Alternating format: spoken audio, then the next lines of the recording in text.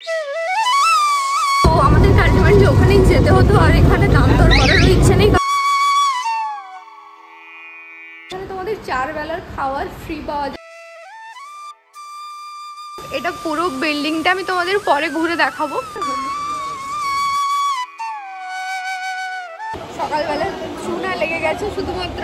Side হয়ে এই দিক দিয়ে বেরিয়ে হচ্ছে মন্দির যাওয়ার জন্য এন্ট্রান্স। হরে কৃষ্ণ।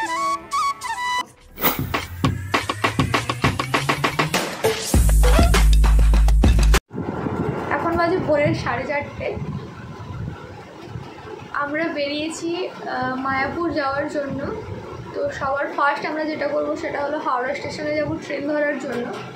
আজকে একটা নতুন এক্সপিরিয়েন্স হবে, নতুন জায়গায় যাচ্ছি, ভগবানের দর্শনের জন্য যাচ্ছি। পুরো জার্নিটা আজকে তোমাদের সাথে ব্লগের মাধ্যমে শেয়ার করব। তো দেখতে থাকো, আশা করছি তোমাদের ভালো লাগবে। ভোরের কলকাতা। হাই বনু। রাস্তা পুরো শুনশান, কেউ কোথাও নেই। একটু আলো বের হচ্ছে।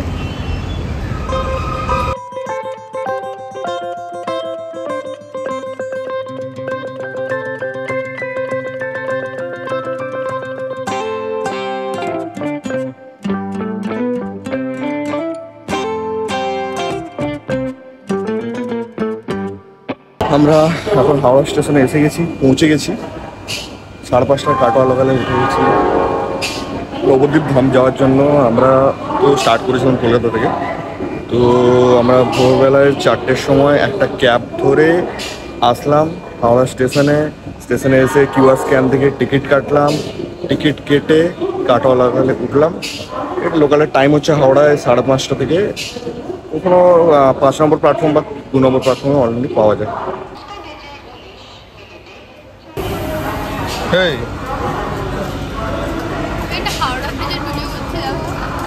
হাওড়া থেকে নবদ্বীপ ধাম যাওয়ার জন্য লোকাল ট্রেনের পাশাপাশি এক্সপ্রেস ট্রেনও কিন্তু অ্যাভেলেবেল থাকে। আপনারা যেই দিন যেতে চাইছেন তার আগের দিন অবশ্যই ট্রেনের টাইমিংটা একবার দেখে নেবেন।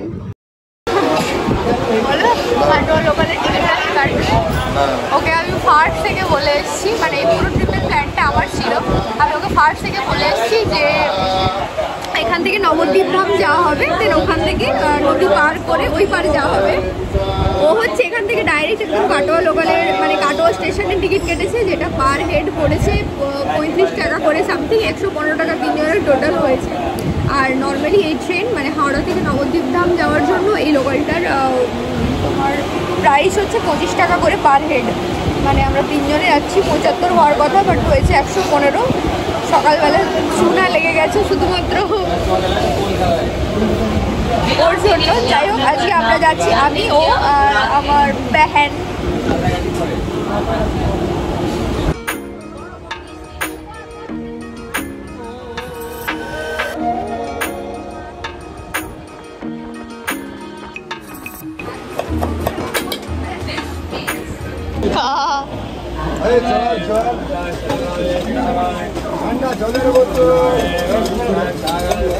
হাওড়া থেকে নবদ্বীপ ধাম স্টেশন আসা পর্যন্ত আমাদের 2 থেকে 2.5 ঘন্টা লেগেই গেছে। তবে ট্রেন জার্নিটা একদমই স্মুথ ছিল। নবদ্বীপ ধামে নামলাম। নবদ্বীপ ধাম থেকে গঙ্গার পাড়ে যাওয়ার জন্য একটা টোটো বা টোটো কিছুটা লাগবে। দেখি যে এখানে কি পাওয়া যায়। এখান থেকে স্টেশন থেকে বেরিয়ে অটো ধরলাম, আর অটোতে করে ফেরিঘাট যাওয়া হবে।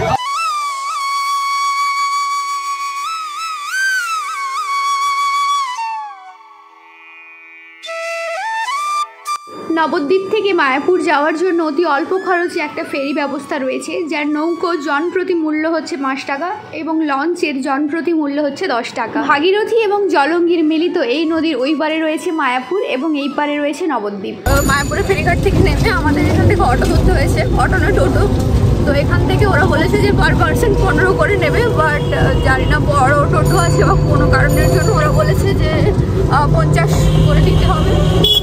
আমি তো এক্স্যাক্ট লোকেশন জানি না, বাট আমি ম্যাপে যতটা দেখেছি উইদিন 1 কিলোমিটারের মধ্যে ডিস্টেন্স। আমরা তো গদা ভবনে আগে থেকে রুম বুক করে এসেছিলাম, তো আমাদেরকে আলটিমেটলি ওখানেই যেতে হতো। আর এখানে দাম দর করারও ইচ্ছে নেই, কারণ আজকে প্রচণ্ড রোদও রয়েছে।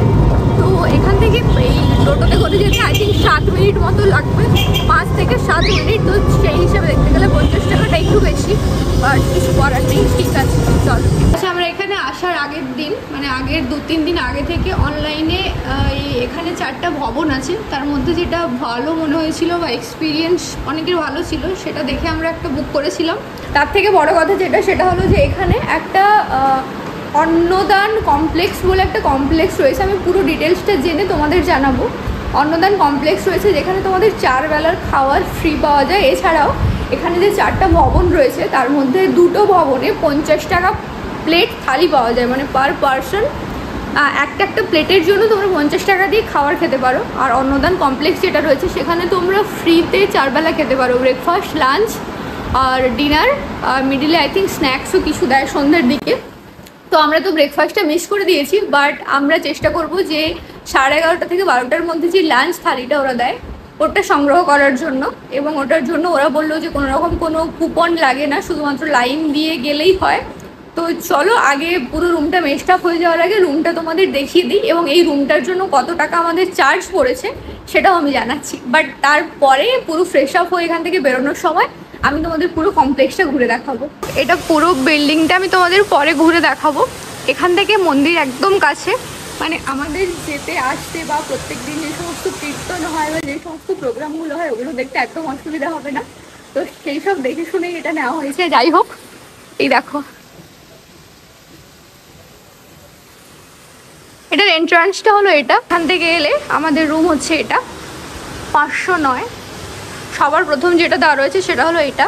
এটা হচ্ছে একটা mosquito net, I think top floor হওয়ার জন্য এখানে তোমার মশা রয়েছে। এরপর তোমার হ্যাঁ প্রতিটা রুমেই রয়েছে। এরপরে ডাইরেক্ট ডোর যেটা হয় দরজা রয়েছে। আর এটা হলো রুম, এটা হলো রুম। এখানে তোমরা 4 জন থাকতে পারবে, বাট তাও রুম বুকিংয়ের আগে তোমরা যদি অনলাইনে রুম বুকিং করে থাকো তাহলে ওখানে তো তোমাদের সব ডিটেলস দিয়ে দেবে।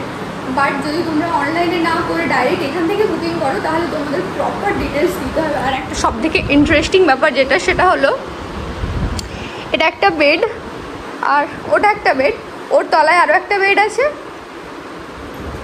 হ্যাঁ, যেটা পুরো স্লাইড করলে পুরোটা নিচের দিকে বেরিয়ে চলে আসে। আর এর সাথেও আরও একটা বেড রয়েছে, মানে টোটাল এই রুমে 4টা বেড। মানে যদি তোমরা 4 জন আসো তাহলে একটা রুমে তোমাদের হয়ে যাবে। আর এই সাইডে রয়েছে একটু হালকা ছোটো মতো ব্যালকনি টাইপের। আর এটা হলো ওয়াশরুম। এটাও একটা ভবন। আচ্ছা, নমহর তো মেলা হচ্ছে এখানে, জাস্ট ঢোকার সময় আমরা দেখেছিলাম। যাই হোক, এখন আমরা একটু ফ্রেশ আপ হবো, তারপর লাঞ্চের জন্য বেরোবো। এটা আজকের ভিডিও সব থেকে বেস্ট ভিউ হবে। যে ভবনটাতে ছিলাম এটা ছিল তার এন্ট্রান্স। আচ্ছা বলছি, এখানে অন্নদান কমপ্লেক্সটা কোথায়? সোজা বাম দিকে।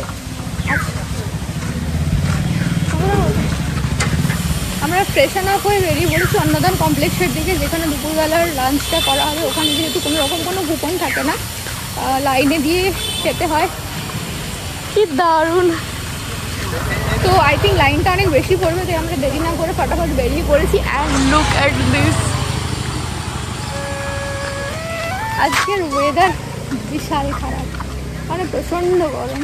স্টেশনটা বলি, ওটা হলো ডাইরেক্ট গদা ভবন। গদা ভবন থেকে ওই সাইড হয়ে এই দিক দিয়ে বেরিয়ে হচ্ছে মন্দির যাওয়ার জন্য এন্ট্রান্স, ওয়ে টু টেম্পল। সোজা গিয়ে বললো বাম দিকে যেতে হবে। এখানকার পরিবেশটা একদম শান্ত, মনোরম, সুশীল। বাইরের দিকটাতে প্রচণ্ড রোদ রয়েছে যদিও আজকে, বাট এই চারপাশের দিকটা প্রচণ্ড সুন্দর।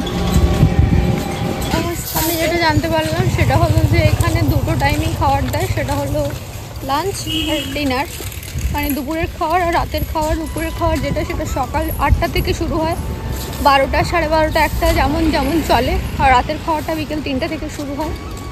বাট আমি প্রপার ইনফরমেশন পাইনি। আমার যেটা মনে হলো যে সবাই এখানে মানে সবার জন্য এটা না, দুস্থ ব্যক্তি সবার জন্যই। বাট এখানে দুস্থ ব্যক্তিদের জন্য তো আমরা তো স্বাবলম্বী, হ্যাঁ আমাদের না খাওয়াটাই উচিত, তাহলে দুটো দুস্থ মানুষ খেতে পারবে। আচ্ছা ঠিক আছে, বুঝতে পারছি। হলো গোশালা, গরুদের সেবাশ্রম। আমি একটা ভালো জিনিস দেখাচ্ছি, দাঁড়াও।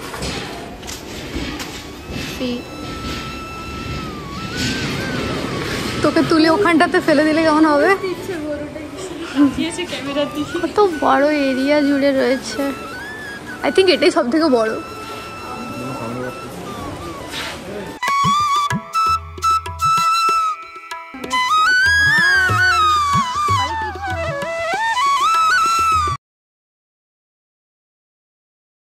গদা ভবনে খাওয়ার জন্য আমরা 60 টাকা দিয়ে 80 টাকা আমার কাছে 80 টাকা দিয়ে গদা ভবনে খাওয়ার জন্য আমরা কুপন কেটেছি লাঞ্চের জন্য, যেটা হবে দুপুর 1টা থেকে। তো তার জন্য আমরা এখন দেখালাম অল্প একটু ব্রেকফাস্ট টাইপের করেছি।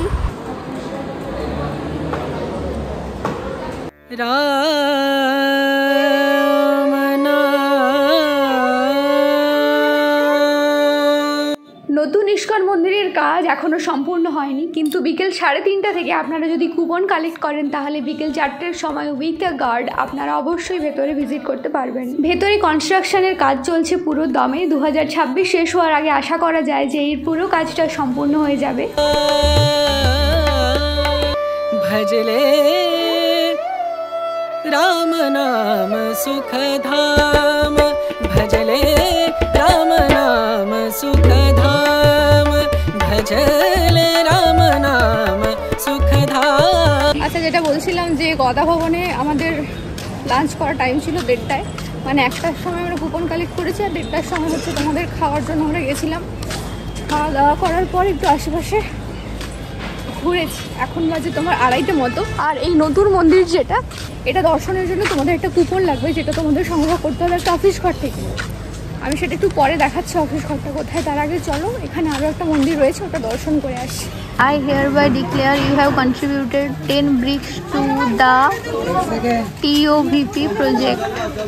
এই হলো তোমার পুরো মন্দির দেখার লাইন।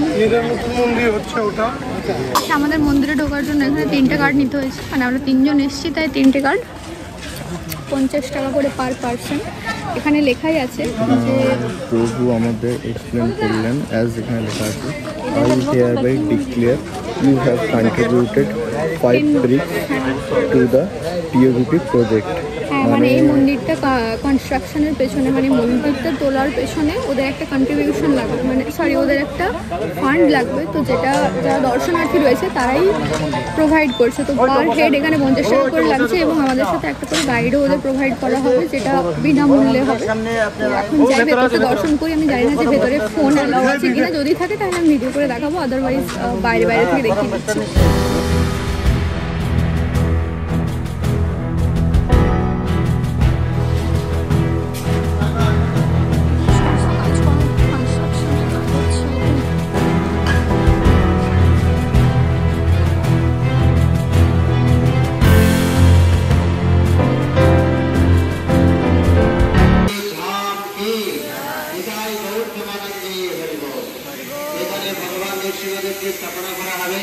পুরনো মন্দির থেকে ভগবান উপরে মুখ্য দেবদেবী দাঁড়িয়ে থাকবেন। ব্রহ্মাজি, শিবজি, মনু মহারাজ, নন্দ সুনন্দ, লক্ষ্মী দেবী, গরুর দেব, ইন্দ্রদেব। তাহলে যে মার্বেল দেখছেন সাদা মার্বেল, এটা ভিয়েতনাম থেকে আসছে, বিদেশ থেকে। Green marble Brazil, red marble Italy, granite Spain, south America, India, বিভিন্ন দেশ থেকে নিয়ে আসা হচ্ছে। চেষ্টা চলছে 26 সালে শেষে ওপেনিং হবে। सिंहदेव भगवान की, भक्तराज प्रहलाद महाराज की, जगत गुरु श्रील प्रभुपाद की।